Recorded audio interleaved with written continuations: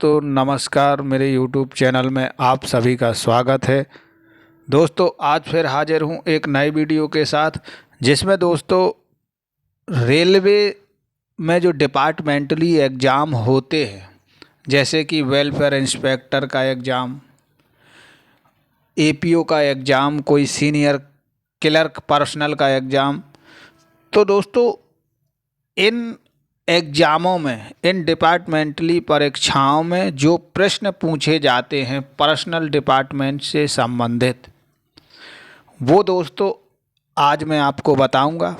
इसके पहले दोस्तों मैं इन पे आधारित लगभग 4-5 वीडियो जो है WI के जो प्रीवियस ईयर के क्वेश्चन पेपर हैं उनका सॉल्यूशन डाल चुका हूं, और 2 वीडियो इससे जो पर्सनल डिपार्टमेंट से संबंधित जो प्रश्न हैं उनसे रिलेटेड वीडियो में डाल चुका हूं। तो दोस्तों ये तीसरा वीडियो है मेरा।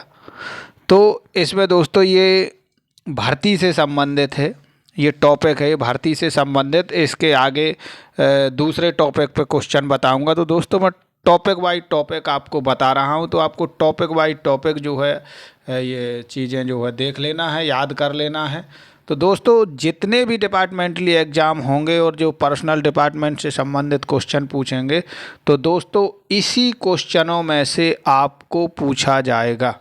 तो दोस्तों आपको ये सभी क्वेश्चन जो है अच्छे से प्रिपेयर कर लेना है, ताकि कोई भी क्वेश्चन आप ना छोड़ें इससे संबंधित। चलते हैं दोस्तों आज के इस वीडियो में। इसके पहले दोस्तों मैं 50 क्वेश्चन पहले बता चुका हूं, आज हम 51 से चलते हैं। 51 क्वेश्चन है, non technical popular category NTPC कोटियों से रिक्तियां किस आधार पर भरी जाती हैं? उत्तर आपका ये रहेगा, ये 1 लाइनर, कुछ क्वेश्चन 1 लाइनर भी हैं, कुछ ऑब्जेक्टिव भी हैं। तो इसमें है 66 सही 2/3% रिक्तियां रेलवे भर्ती बोर्ड के माध्यम से सीधी भर्ती द्वारा, और 33 सही 1/3% समूह घ से गा विभागीय चयन एवं 16 सही 2/3 समूह घ से गा। तो दोस्तों इस तरीके से जो है NTPC में जो है भर्तियां होती हैं। इसके बाद 52 नंबर का क्वेश्चन है, निर्माण निरीक्षक JEW, मतलब JE जो है वर्क्स, IOW का JE की रिक्तियां कैसे भरी जाती हैं? तो इसमें आंसर में है 60% सीधी भर्ती, 25% रिक्तियां विभागीय चयन से और 15% LDCE से। इसके बाद दोस्तों ये रहेगा 53 नंबर का क्वेश्चन। 53 नंबर का क्वेश्चन रहेगा, JE सिग्नल की रिक्तियां कैसे भरी जाती हैं? तो JE सिग्नल की हैं 40% रिक्तियां सीधी भर्ती द्वारा रेलवे बोर्ड के माध्यम से, और 20% LDCE एवं 40% विभागीय चयन 1:3 के रेशियो में। इसके बाद 54 नंबर का, जिन व्यक्तियों की एक से अधिक पत्नियां या पति हों तो क्या रेलवे में नौकरी के पात्र हैं? IREM VOL फर्स्ट के नियम 2007 के अनुसार वह नौकरी का पात्र नहीं है, महाप्रबंधक छूट दे सकता है।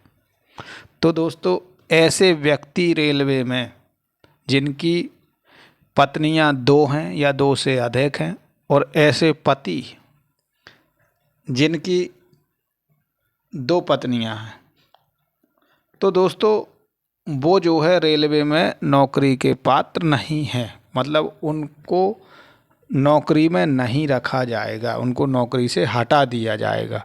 हाँ, लेकिन महाप्रबंधक अगर छूट देता है तो वो रख सकते हैं। इसके बाद दोस्तों 55 नंबर का क्वेश्चन हो जाएगा। 55 नंबर का, नवनियुक्त कर्मचारी को कितनी अवधि तक प्रोबेशन पर रखा जाता है तो 2 वर्ष तक। 56 नंबर का क्वेश्चन, कार्मिक शाखा के लिपिक द्वारा अर्जित post graduate diploma in personal management पर कितने एडवांस इंक्रीमेंट दे है? तो ये आंसर हो जाएगा वेतन वृद्धि दे नहीं, नील, कोई वेतन वृद्धि नहीं मिलेगी। इसके बाद दोस्तों 57 नंबर का क्वेश्चन हो जाएगा, ग्रुप ए में सीधी भर्ती का प्रतिशत क्या है? 50%। 58 नंबर का क्वेश्चन, आशु लिपिक लेवल 7 में पदोन्नति का प्रतिशत क्या है? 100%। 59 नंबर का ESM वेतन लेवल 2 में सीधी भर्ती और पदोन्नति का कोटा कितने प्रतिशत है? तो ये 50% है। तो दोस्तों ये भर्ती से संबंधित क्वेश्चन है, इस वजह से ये भर्ती से संबंधित ही मतलब टॉपिक ही भर्ती है, रिक्वायरमेंट से संबंधित है, तो वो रिक्वायरमेंट से ही संबंधित सभी प्रश्न हैं।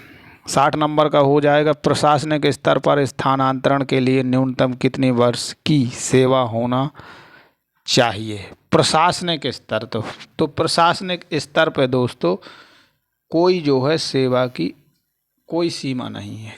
प्रशासनिक स्तर पे अगर आप खुद के स्वयं के स्थानांतरण पे, तो अगर आप अदर जोन में जाना चाहते हैं तो आपको 5 ईयर सर्विस कंप्लीट होना चाहिए अगर आप ऑन रिक्वेस्ट ट्रांसफ़र लगा रहे हैं। इसके बाद 61, 1/3 श्रेणी LLB कर्मचारी कितने वर्ष की सेवा अवधि के पश्चात कर्मचारी कल्याण निरीक्षक हेतु पात्र माना जाएगा? तो LLB कर्मचारी मतलब ग्रुप सी कर्मचारी, तो ग्रुप सी कर्मचारी जो है कल्याण निरीक्षक के पद पर, मतलब ये कहें कि कल्याण निरीक्षक का फॉर्म के लिए जो है एप्लीकेशन कब दे सकता है, कब जो है कल्याण निरीक्षक का फॉर्म अप्लाई कर सकता है? तो दोस्तों 7 ईयर सर्विस कंप्लीट हो जाने के बाद, और दोस्तों इसके साथ साथ वो ग्रेजुएट हो, ग्रेजुएशन उसका कंप्लीट हो तब। इसके बाद आरक्षण 62 नंबर का, आरक्षण लिपिक को नियुक्ति के समय C2 श्रेणी की चिकित्सा परीक्षा पास करनी होती है। इसके बाद चलेंगे 63 नंबर का। 63 नंबर का क्वेश्चन हो जाएगा, महाप्रबंधक सब्स्टिट्यूट कर्मचारी की नियुक्ति करते हैं, सही है। इसके बाद 64 नंबर का क्वेश्चन, रेलवे विभाग के विशेष श्रेणी के अप्रेंटिस कौन सी एजेंसी चयनित करती है? तो UPSC। इसके बाद 65 नंबर का, यदि कोई अस्थायी रेल कर्मचारी प्रशिक्षु अप्रेंटिस चयनित होकर जाता है तो क्या प्रशिक्षण अवधि में मकान किराया भत्ता मिलता है? यदि प्रशिक्षण स्थल पर कर्मचारी ने छात्रावास सुविधा ले रखी है तो मिलेगा, पूर्व मुख्यालय की दर से उसको मकान किराया दिया जाएगा। इसके बाद 66 नंबर का क्वेश्चन है, यदि सेवा के करार में अन्यथा व्यवस्था नहीं हो तो रेल प्रशासन प्रशिक्षण अवधि से कितनी अवधि का नोटिस देकर किसी अप्रेंटिस की अप्रेंटिसशिप समाप्त कर सकता है? 7 दिन, 1 हफ्ता। तो दोस्तों इसमें जितने भी भर्ती से रिलेटेड जितने भी प्रश्न आपके एग्जाम में आएंगे तो इसी से आएंगे। पूरा टॉपिक जो भर्ती का है, पूरे जितने भी क्वेश्चन बनाए जाते हैं वो इसी से बनाएंगे। पूरी तरीके से जो है भर्ती के बारे में इसमें आपको मिलेगा। 67 नंबर का, यदि किसी अप्रेंटिस के प्रशिक्षण पूर्व व प्रशिक्षण अवधि के मध्य प्रशिक्षण से त्यागपत्र दे देता है तो उसे त्यागपत्र की अनुमति कब मिलेगी? जब वह प्रशिक्षण का पूरा खर्च जमा करवा दे, तब जो है त्यागपत्र देने की अनुमति उसको मिलेगी। इसके बाद 68 नंबर का क्वेश्चन हो जाएगा, अप्रेंटिसों पर अन्य कौन से श्रम नियम लागू होते हैं? 1923 कामगार क्षतिपूर्ति अधिनियम ECA कारखाना अधिनियम 1948 ये लागू होता है। 69 नंबर का अप्रेंटिस जिसका प्रशिक्षण अवधि पश्चात रेलवे विभाग में समाहन हो चुका है, तो उसकी प्रशिक्षण अवधि क्या वेतन निर्धारण, पेंशन लाभों हेतु आरक्षक सेवा पूर्ण रूप से गणना योग्य है? तो ये सही है, गणना योग्य है। इसके बाद दोस्तों 70 नंबर का क्वेश्चन हो जाएगा आपका, अप्रेंटिसों की वार्षिक कार्य अवधि कितने दिन है? तो ये है 240 दिन।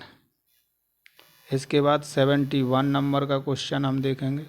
71 नंबर का सेवानिवृत्ति के बाद दुर्घटना स्वरूप मृत्यु हो जाने की स्थिति में अनुकंपा के आधार पर नियुक्ति देय होती है, तो ये नियुक्ति नहीं दी जाती, मतलब ये क्वेश्चन गलत है। तो अगर जो है कोई व्यक्ति रिटायर हो जाता है, उसके बाद उसकी मृत्यु हो जाती है, तो अनुकंपा नियुक्ति नहीं दी जाएगी। अगर सेवा में है उस दौरान अगर मृत्यु हो जाती है तो अनुकंपा नियुक्ति दी जाती है। 72 नंबर का, एक्ट अप्रेंटिस कोर्स पूरा करने पर लेवल 1 के लिए आयु सीमा में कितने वर्ष की छूट दी जाती है? तो एक अधिकतम 3 वर्ष। फर्स्ट वाला है ऑप्शन सही हो जाएगा, मतलब 3 वर्ष की छूट दी जाती है, मैक्सिमम 3 ईयर। इसके बाद 73 नंबर का प्रश्न हो जाएगा, केंद्रीय सरकार की भर्ती में आर्थिक कमजोर सेक्शन EWS के लिए आरक्षण का प्रतिशत इकोनॉमिकली वीकर सेक्शन, तो इसके लिए जो है 10% आरक्षण है। इसके बाद दोस्तों 74 नंबर का, सभी विभागों में लेवल 1 की भर्ती हेतु न्यूनतम शैक्षणिक योग्यता 10वीं प्लस ITI। इसके बाद 75 नंबर का, 1 वर्ष के लिए करेंसी, 75 नंबर का क्वेश्चन,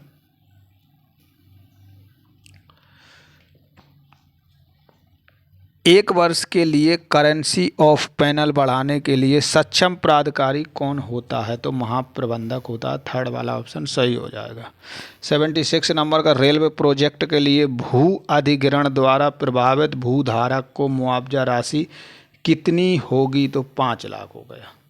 इसके बाद 77 नंबर का क्वेश्चन हो जाएगा, मंडल स्तर पर स्काउट एंड गाइड लेवल 2 भर्ती के लिए वार्षिक कोटा कितनी है? तो 2 नंबर का इसका ऑप्शन सही हो जाएगा 3 प्रत्येक रेलवे और 1 उत्पादन यूनिट।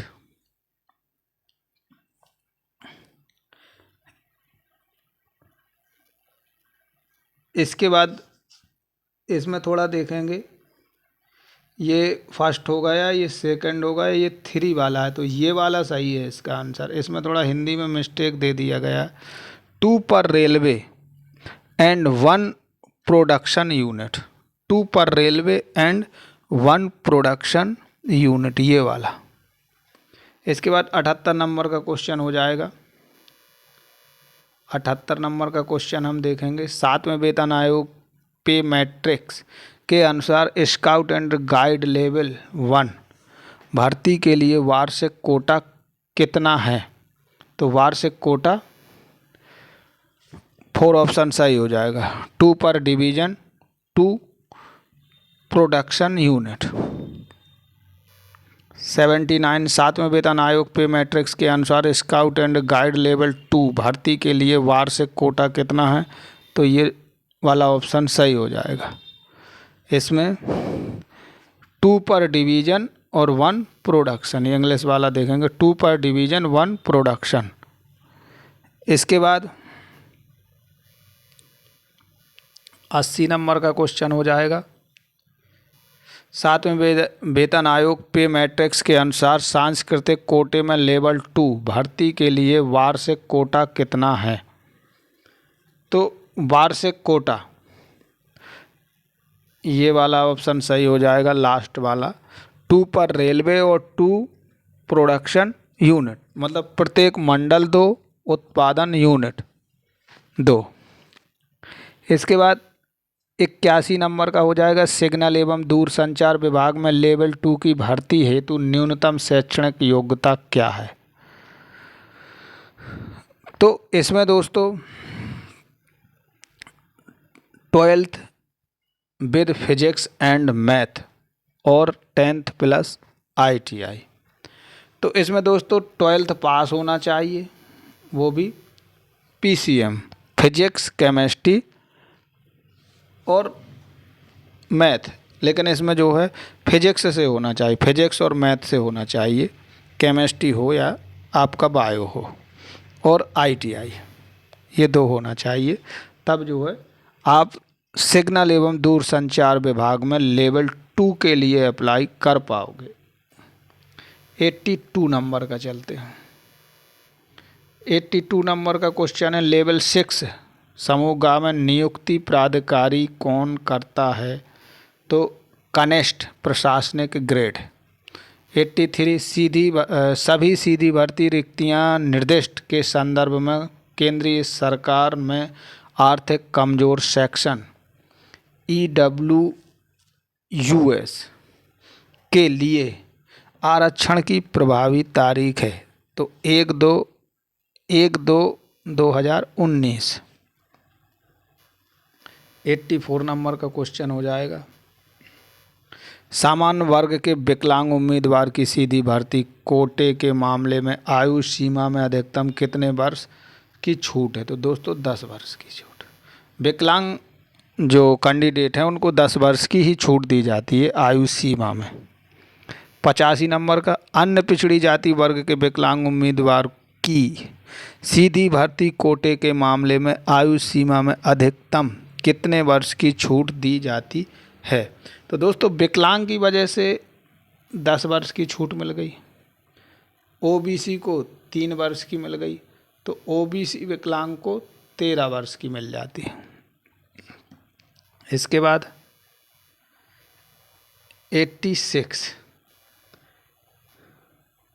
86 अनुसूचित जाति / जनजाति वर्ग के विकलांग उम्मीदवार की सीधी भर्ती कोटे के मामले में आयु सीमा में अधिकतम कितने वर्ष की छूट है। तो दोस्तों जो सीधी भर्ती होती है उसमें आयु सीमा में छूट जो होती है OBC को 3 साल, SC ST कैंडिडेट को 5 साल और हैंडीकैप्ड को 10 साल। तो दोस्तों अगर वो OBC है तो ये 10+3+ हो जाएगा, अगर वो SC ST है तो 10+5 हो जाएगा, मतलब टोटल हो जाएंगे 15। क्या है तो इसमें ये हो जाएगी 15 वर्ष। तो ये वाला ऑप्शन आपका सही हो जाएगा चौथा। इसके बाद 87 नंबर का देखेंगे रेलवे में एकीकृत वाणिज्य और टिकटिंग स्टाफ के लिए संशोधित चिकित्सा कोटि वर्गीकरण क्या है। तो B2 इसमें आ जाएंगे। 88 सीधी भर्ती द्वारा गैर राजपत्रित कर्मचारी कैडर क्षमता में बेंचमार्क विकलांग वाले व्यक्तियों के लिए रिक्तियों में कुल आरक्षण का प्रतिशत है तो 4%। इसके बाद 89 केंद्रीय सरकारी भर्ती में आर्थिक कमजोर सेक्शन के लिए आरक्षण का लाभ लेने के लिए कुल वार्षिक आय कितनी होना चाहिए। 8 लाख से कम होना चाहिए, तब आप EWS में आ पाएंगे, मतलब उसका आपको लाभ मिल पाएगा। 90 नंबर का क्वेश्चन हो जाएगा रेलवे के यांत्रिक लोको विभाग में सहायक लोको पायलट के पद हेतु चिकित्सा कोटि क्या है। A1 जो है A1 है इसकी चिकित्सा कोटि। 91 सीधी भर्ती कोटा के अनारक्षित श्रेणी लेवल 1 में अधिकतम आयु सीमा क्या है। तो 31 ईयर। 92 मंडल स्तर पर स्काउट एंड गाइड लेवल 1 भर्ती के लिए वार्षिक कोटा कितना है? तो 2। 93 मंडल स्तर पर लेवल 6 में CGA अनुदान का अधिकार किसे है? तो CGA का अधिकार है DRM को। इसके बाद जाएंगे हम 94 में 94 मंडल स्तर पर लेवल 7 में CGA अनुदान का अधिकार किसे है? तो GM को है। 95 रेलवे में सीधी भर्ती कोटे के लिए परिवीक्षाधीन अवधि कितनी है? तो 2 साल, 2 ईयर परिवीक्षा अवधि। सीधी भर्ती में रेलवे में जो है सीधी भर्ती जो कोटे के लिए जो परिवीक्षा अवधि है वो 2 साल है। इसके बाद हम चलते हैं 96 रेलवे में सचिवालय कर्मचारियों के लिए चिकित्सा वर्ग का वर्गीकरण क्या है? तो C1 ये 2 वाला ऑप्शन सही हो जाएगा। तो दोस्तों ये वाले जो क्वेश्चन थे ये सभी क्वेश्चन थे भर्ती से संबंधित। तो इसमें पूरा टॉपिक जो है भर्ती का था। तो भर्ती से संबंधित जितने भी क्वेश्चन हैं रेलवे में वो पूरे के पूरे इन क्वेश्चनों में आपको मिल जाएंगे। तो दोस्तों अगर आपने ये भर्ती का टॉपिक पढ़ा तो आपके एग्ज़ाम में जो आपका डिपार्टमेंटली एग्ज़ाम होगा उसमें से एक भी क्वेश्चन बाहर नहीं जाएगा। तो दोस्तों इसके बाद नेक्स्ट चलते हैं। नेक्स्ट ये आएगा भत्ता और अग्रिम, भत्ता ऑब्लिक अग्रिम से संबंधित क्वेश्चन। तो इसमें चलते हैं। ये फर्स्ट नंबर का क्वेश्चन हो जाएगा 5 लाख रुपए तक मकान अग्रिम के लिए ब्याज दर क्या है? 8.5%। 2 नंबर का हो जाएगा मकान अग्रिम राशि का ब्याज अधिकतम कितना है? 60 किस्तों में वसूल किया जाना चाहिए। इसके बाद इसका तीसरा नंबर का क्वेश्चन हो जाएगा स्कूटर अग्रिम की अधिकतम राशि रुपए है 30,000। स्कूटर खरीदने के लिए अग्रिम राशि जो दी जाती है वो 30,000 है। चौथे नंबर का क्वेश्चन HBA के लिए कर्मचारी किस 10 वर्ष की नौकरी वह नौकरी में होना जरूरी है? तो HBA के लिए कर्मचारी की 10 वर्ष की नौकरी, इसमें देख लेंगे 10 year of service is required for granting HBA। तो ये जो है गलत है, कोई आवश्यकता नहीं है। इसके बाद 5 नंबर का क्वेश्चन हो जाएगा HBA मकान निर्माण अग्रिम की कटौती कुल 180 किस्तों में की जाना चाहिए। तो ये भी जो है गलत है। अभी अपन ने पढ़ा कितने किस्तों में की जाना चाहिए। इसके बाद 6वां हो जाएगा मकान निर्माण अग्रिम की न्यूनतम लागत राशि रुपये 75,000 और अधिकतम 3 लाख है। तो ये जो है आपका सही है। स्कूटर अग्रिम की कटौती 70 किस्तों में की जाती है। ये बात सही है, 70 किस्तों में की जाती है। ट्रू फॉल्स है कुछ। इसके बाद 8 नंबर का क्वेश्चन हो जाएगा। 8 नंबर का क्वेश्चन हो जाएगा 1 मिनट। 8 नंबर का क्वेश्चन है आसक्तता 40% होने पर महिलाओं को बच्चे की आयु के 2 वर्ष तक बच्चे की देखभाल हेतु 1,000 रुपये प्रति माह भत्ता दे है। तो दोस्तों इसमें ट्रू दिखा रहा है, सही दिखा रहा है, लेकिन दोस्तों अब मुझे लग रहा है वो भत्ता बढ़ा दिया गया, लगभग 3,000 के लगभग हो गया है। इसके आंसर के अनुसार सही है। 9 नंबर का गृह निर्माण लागत हेतु अधिकतम राशि रुपये स्वीकृत की जा सकती है। तो 30 लाख यहाँ पे 30 लाख था और यहाँ पे जो है दोस्तों ये 3 लाख दिया है, तो 30 लाख होगा। 30 लाख 9 नंबर का। 10 का हो जाएगा हॉस्टल सब्सिडी की वर्तमान दर रुपये 3000। इसके बाद इसमें दोस्तों कुछ पुराने भत्ते अत्ते का रिकॉर्ड हो सकता है, तो वो हो सकता है कुछ क्वेश्चन के आंसर जो है बदल गए हों। निजी कंप्यूटर किसे और प्रथम अवसर पर कितनी राशि अग्रिम के रूप में स्वीकृत की जा सकती है? तो निजी कंप्यूटर अधिकारियों एवं सभी कर्मचारियों को 50,000 रुपये या कंप्यूटर की कीमत जो भी कम हो RBE 10/2017 के अनुसार दी जाती है।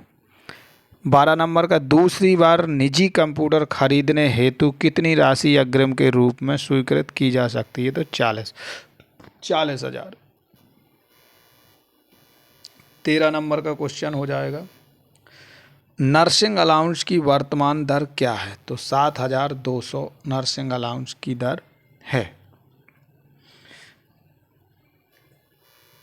14 नंबर का क्वेश्चन हो जाएगा, क्या नर्सिंग अलाउंस को वेतन का हिस्सा माना गया है? नहीं माना गया, गलत है। इसको वेतन का हिस्सा नहीं माना गया है।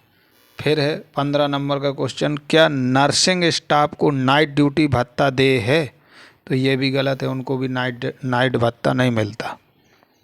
इसके बाद दोस्तों 16 नंबर का, रेलवे चिकित्सक को वेतन प्लस प्रैक्टिस बंदी भत्ता दोनों मिलाकर प्रति माह अधिकतम कितना भुगतान देय हो सकता है? तो 2,37,500। 16 नंबर का 16 हो गए। 17 नंबर का क्वेश्चन चलते हैं। 17 नंबर का, ग्रुप सी को ड्यूल चार्ज स्वीकृत करने में वित्तीय सहमति की आवश्यकता होती है। सही है, हाँ। इसके बाद 18, 3 माह तक किसी जेई ग्रेड ऑफिसर को ड्यूल चार्ज स्वीकृत करने के लिए प्रधान मुख्य कार्मिक अधिकारी सक्षम हैं।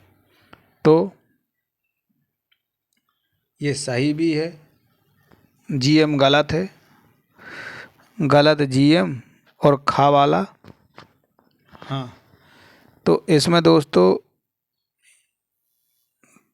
ट्रू, मतलब ये प्रधान मुख्य कार्मिक अधिकारी जो है सक्षम है। और सेकंड वाले ऑप्शन में दिया है कि GM, तो GM नहीं करेगा, लेकिन मुख्य कार्मिक अधिकारी जो है सक्षम है। इसके बाद 19 नंबर का, एजुकेशन अलाउंस कितने बच्चों को दे है? तो जीवित 2 बड़े बच्चों के। आपके 2 बच्चों हैं तो 2 बच्चों को ही चिल्ड्रंस एजुकेशन अलाउंस, जिसको ट्यूशन फीस बोलते हैं, वो जो है दिया जाएगा। इसके बाद दोस्तों 20 नंबर का क्वेश्चन हो जाएगा, एजुकेशन अलाउंस कर्मचारियों को अधिकतम कितने रुपए दे है? तो दोस्तों अभी 27,000 रुपये दिया जाता था, लेकिन अब जो है 30,000 कर दिया गया। तो आप 30,000 पे टिक लगाइए, 27,000 पे मत लगाइए। इसके बाद 21 नंबर का क्वेश्चन हो जाएगा। 21 नंबर का क्वेश्चन, रनिंग भत्ते का कितना प्रतिशत भाग समापन भुगतान सेटलमेंट हेतु गणना में लिया जाता है? तो 55%। 22 नंबर का, वर्तमान में भविष्य निधि राशि पर किस दर से ब्याज दे है? तो 8% से। 23 नंबर का, हर महीने वेतन का कितने प्रतिशत भाग / राशि भविष्य निधि में जमा की जाती है? तो 8.33%। 24 नंबर का क्वेश्चन हो जाएगा, क्या ग्रुप A व B के अधिकारियों को PF की अंतिम निकासी की स्वीकृति देने में कार्मिक विभाग के SAG ग्रेड के अधिकारी सक्षम हैं? तो सक्षम हैं, हाँ। 25 नंबर का कार लेने हेतु पीएफ में अधिकतम कितनी राशि दी जा सकती है? पीएफ बकाया की 3/4 या वाहन की वास्तविक लागत जो भी कम हो। 26 नंबर का कितने वर्ष की सेवा उपरांत पीएफ से स्थायी निकासी की जा सकती है? तो 15 वर्ष की सेवा पूर्ण हो जाने के बाद। 27 नंबर का क्वेश्चन हो जाएगा, बीमारी के प्रयोजन से पीएफ से अस्थायी और अंतिम निकासी से अधिकतम कितनी राशि दी जा सकती है? जमा राशि का 9%। तो दोस्तों अस्थायी और अंतिम का मतलब बता दूं। अस्थायी का मतलब कि जैसे आपने 1 लाख रुपए पीएफ का निकाला और उसकी कटिंग बढ़ा के वो 1 लाख की कमी पूरी कर दी, और अंतिम का मतलब कि फिर कोई कटिंग नहीं कराना, उसको निकाल लेना, फिर कोई कटिंग नहीं होगी, एक्स्ट्रा कोई कटिंग नहीं होगी।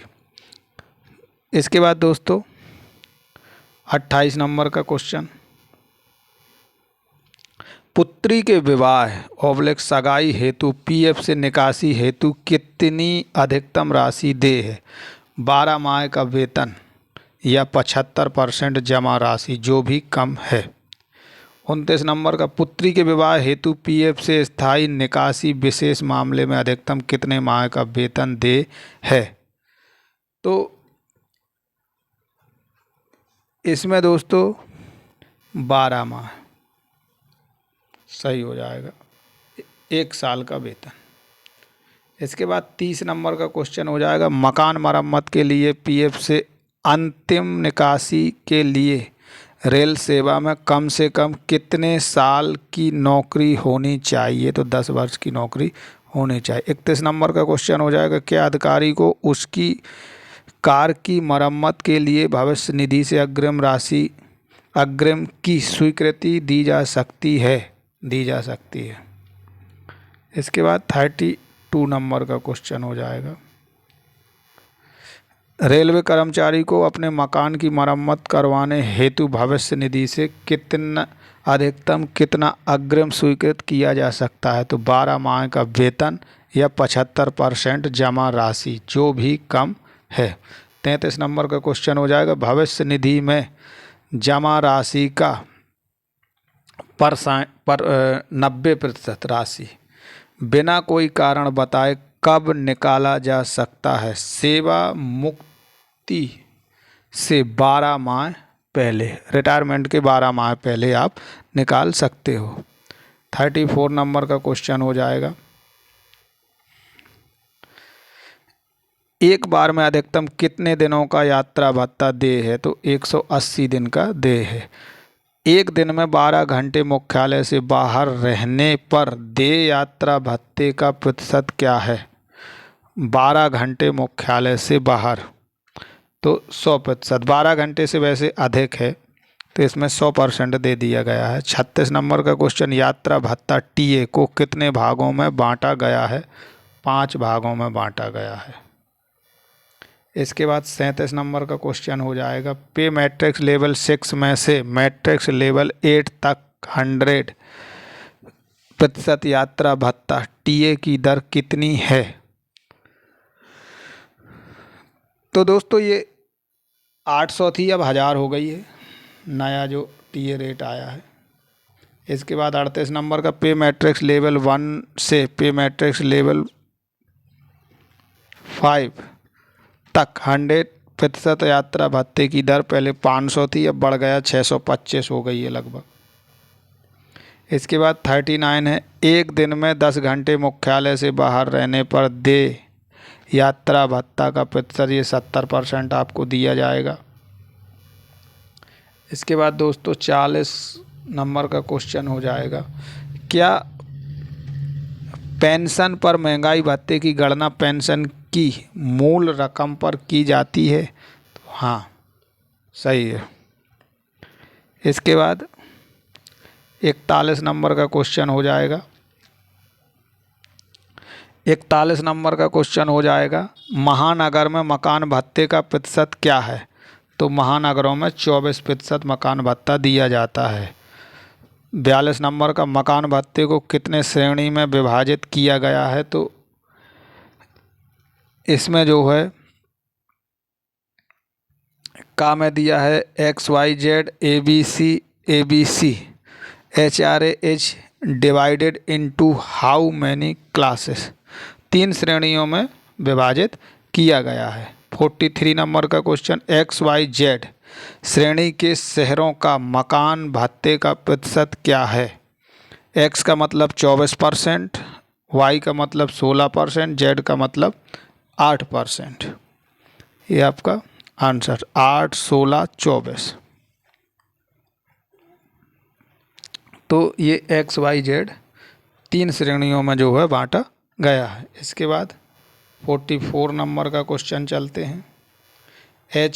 HRA अधिकतम कितने दिन के अवकाश पर पूर्ण देय है? 6 माह प्लस 4 माह चिकित्सा प्रमाण के आधार पर, मतलब टोटल 10 माह। 45 दिल्ली में मकान भत्ते का प्रतिशत क्या है? 24%। इसके बाद 46 नंबर का क्वेश्चन देखेंगे हम। पति और पत्नी एक ही स्टेशन पर काम करते हैं और दोनों में से किसी एक को रेल आवास आवंटित होने पर उसमें कोई एक HRA के लिए पात्र होगा। इसमें फॉल्स दे रहा, लेकिन वैसे ये सही होना चाहिए। इसके बाद क्या राष्ट्रीय अवकाश के दिन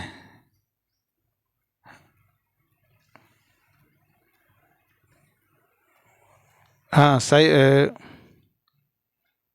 इसमें जो है इसमें ये दे रहा है पति और पत्नी एक ही स्टेशन पर कार्यरत है और कोई एक के नाम पर जो है रेल आवास है, आवास होने पर उसमें कोई एक HRA के लिए पात्र होगा। तो ये गलत है। हाँ सही बात है, इसमें किसी को HRA नहीं मिलेगा। पति पत्नी अगर एक ही स्टेशन पे एक ही जगह पे कार्यरत हैं तो किसी एक ही व्यक्ति को HRA मिलेगा। और अगर वो क्वार्टर पर रह रहा है, रेलवे क्वार्टर में रह रहा है, तो उसको नहीं मिलेगा। दोनों में से किसी को नहीं मिलेगा। 47 नंबर का देख लें। क्या राष्ट्रीय अवकाश के दिन किसी कर्मचारी का साप्ताहिक विश्राम हो तो उन्हें NHA दे है? हाँ दे है। 47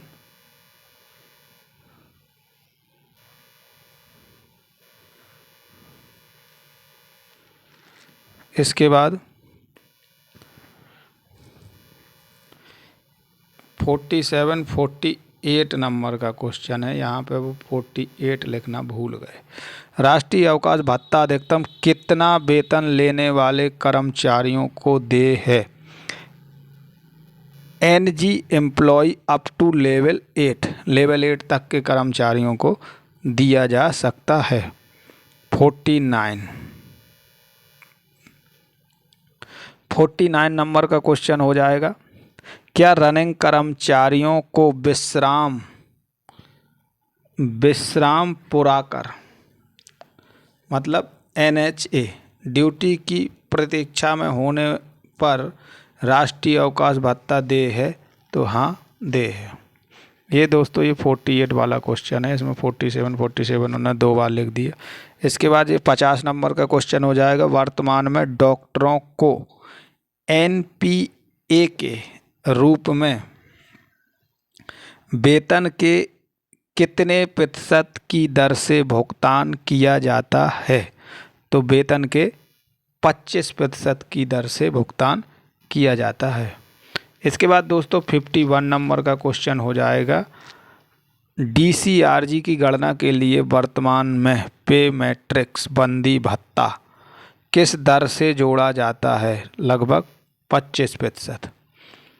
क्या चार्ज अलाउंस DCRG के प्रयोजन हेतु माना जाएगा? नहीं।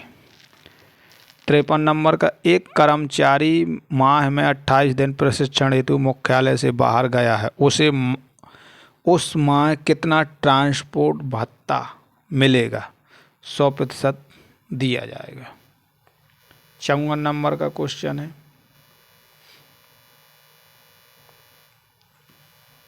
54 नंबर का क्वेश्चन आपका रहेगा,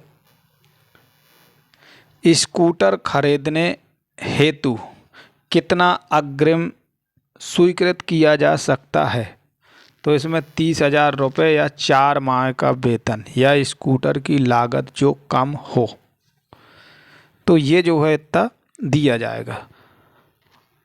तो दोस्तों ये टोटल जो है हमारे आज के इस वीडियो में 100 क्वेश्चंस जो है पूरे हो चुके हैं। तो ये 100 क्वेश्चन का वीडियो है दोस्तों। इसमें मैंने बनाते समय आंसर में जो है काफ़ी सावधानी बरती है। हो सकता है एक आध दो का आंसर जो है अपडेट, जैसे कुछ आंकड़े अपडेट होते रहते हैं तो कुछ चेंज हो गया हो, तो वो आप देख सकते हैं। और बाकी के तो दोस्तों मैंने देख के इसमें ऑलरेडी आंसर दिए हैं, उसी बेस पे मैंने ये वीडियो बनाया है आपकी हेल्प के लिए, ताकि आप इनकी स्टडी करें और आप जो है जैसे कि WI का एग्ज़ाम हो गया और भी रेलवे डिपार्टमेंट से संबंधित जो भी एग्ज़ाम है उसमें आप सफल हों और आगे बढ़ें। तो दोस्तों आज का वीडियो यहीं तक, विदा लेता हूं। इससे पहले दोस्तों आपसे एक निवेदन है कि अगर आप चैनल में नए हैं तो चैनल को सब्सक्राइब ज़रूर कर लें, और दोस्तों अगर वीडियो आपको अच्छा लगा है तो वीडियो को शेयर ज़रूर कर दें दोस्तों। चलते हैं दोस्तों, जय हिंद दोस्तों, नमस्कार, बहुत ही जल्द फिर मिलेंगे।